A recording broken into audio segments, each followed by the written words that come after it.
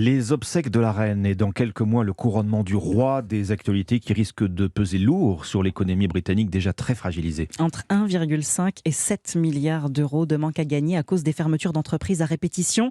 L'an dernier, par exemple, le jubilé de la reine et ses 2 jours fériés avaient entraîné une contraction du produit intérieur brut de 0,6%. Autre impact, Fanny, de ce changement de souverain, la monnaie britannique qui va devoir faire peau neuve. Eh oui, fini les livres sterling avec le visage de la reine. Pièces et billets vont devoir se mettre aux couleurs du nouveau souverain. Des milliards de livres vont donc être réimprimés. Combien de temps ça va prendre, Baptiste Morin ? Vraisemblablement 2 ans. 2 ans pour remplacer 4,5 milliards de billets de banque. Une valeur totale avec les pièces de 80 milliards de livres sterling.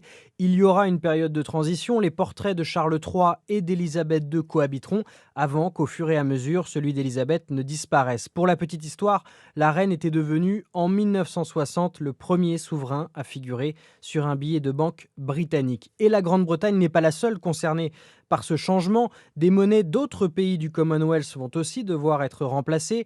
Une partie des billets de 20 $ au Canada, les pièces et certains billets en Australie, toutes les pièces en Nouvelle-Zélande.